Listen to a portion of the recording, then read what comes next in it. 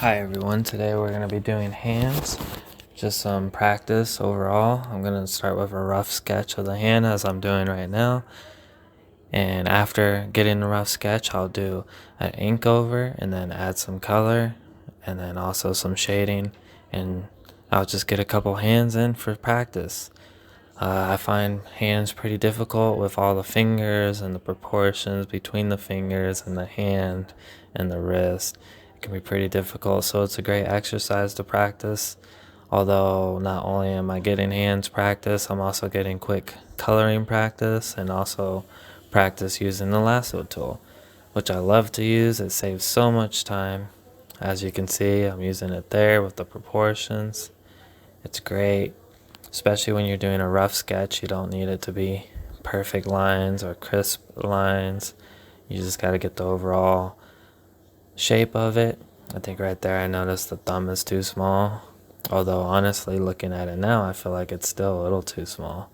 And then the finger right there, I just couldn't exactly get it right.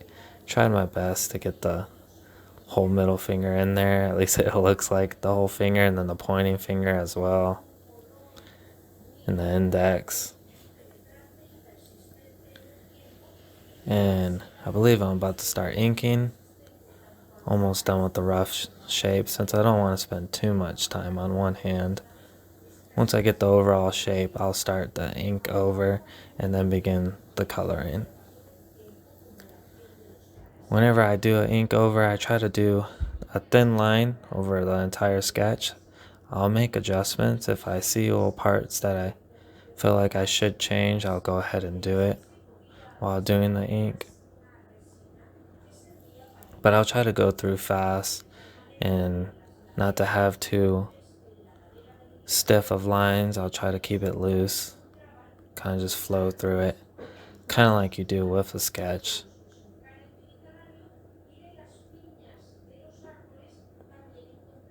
Then once I start getting the overall line out, I'll also go through and darken some of the lines. I like to darken the areas where I'll put shading, and I also like to darken the lines that are connecting with other lines.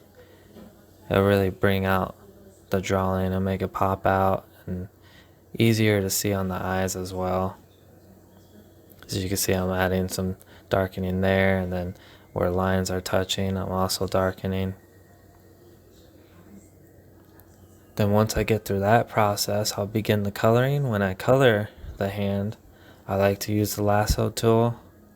I used to use the magic wand, but recently I've just become a great fan of the lasso tool and how fast it is. So I'll just add a new layer, which I should be getting to here very soon.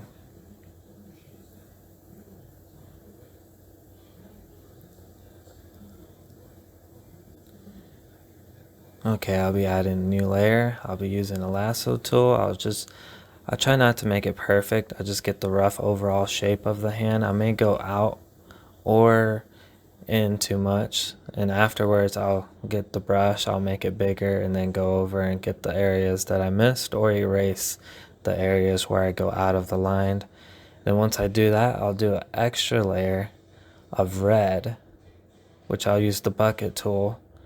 I'll remove the line so it doesn't get confused on what to fill, and then I'll bring down the opacity of the red, and then from there I'll make an additional layer with the multiplier layer, and I'll just use the lasso tool again to add in the areas where I'd like to shade.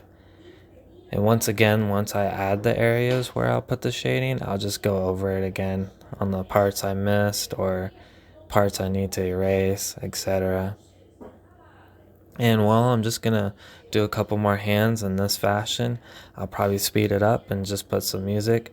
Please enjoy the video, and thank you for watching.